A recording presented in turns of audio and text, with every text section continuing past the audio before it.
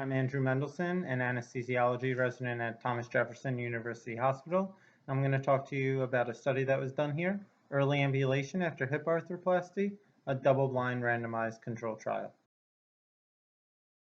Total hip arthroplasty is one of the most successful and common operations in the United States and can be performed under spinal anesthesia or general anesthesia. With improvements in care has come a push for same-day discharge by insurers and hospitals. Some benefits of spinal anesthesia can potentially be drawbacks for same-day candidates, including impairment of motor and sensory function that limits early ambulation and delays discharge. One of the most common drugs for spinal anesthesia is bupivacaine, a long-acting amide local anesthetic that comes in several forms, including hyperbaric and isobaric. Both forms can produce partial motor blockade that can last 2.5 to 3 hours.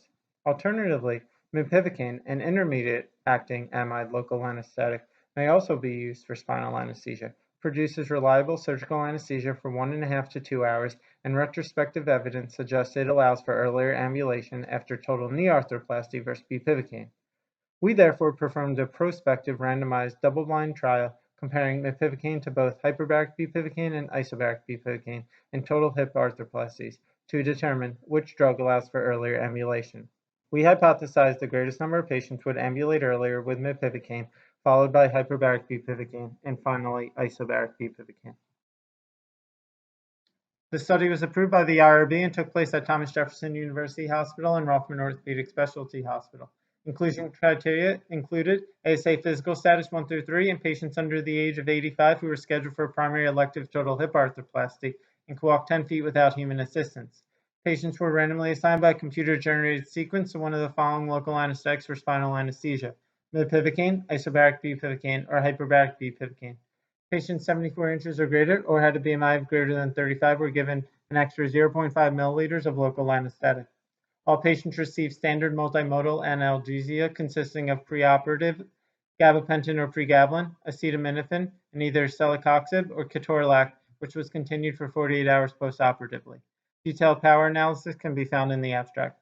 Primary outcome was the percentage of patients who could ambulate at 3.5 hours after spinal placement in each group. Physical therapists who were blinded to assignments tested patients for ambulation between 3 and 3.5 hours and then every 2 hours after that if ambulation did not occur.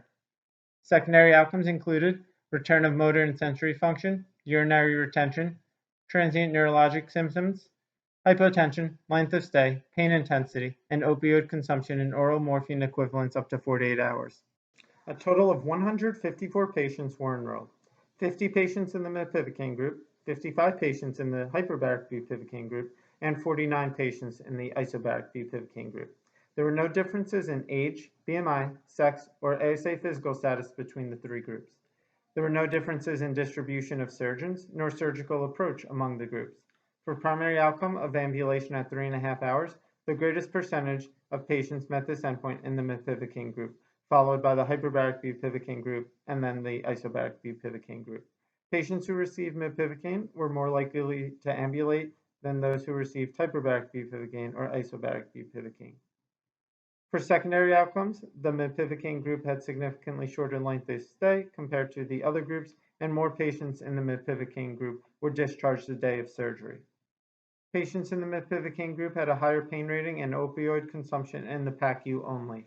There was no statistically significant differences in other secondary outcomes, including the incidence of transient neurologic symptoms. This study demonstrates that spinal anesthesia with bupivacaine allows for earlier ambulation after total hip arthroplasty than either form of the more commonly used bupivacaine. Earlier ambulation comes at the expense of increased pain and opioid consumption in the PACU. However, this difference was only present in the early postoperative period and was not surprising given the shorter duration of action of bupivacaine. In addition to being a prospective randomized study, our work improves upon previous work because we attempted ambulation earlier after surgery at a time when differences in motor and sensory function would be apparent, and patients who were eligible for same-day discharge could progress toward that goal much more efficiently. In conclusion, patients who received spinal anesthesia with bupivacaine were more likely to ambulate early and be discharged on the same day of surgery, and bupivacaine should be considered an appropriate outpatient total hip arthroplasty candidates.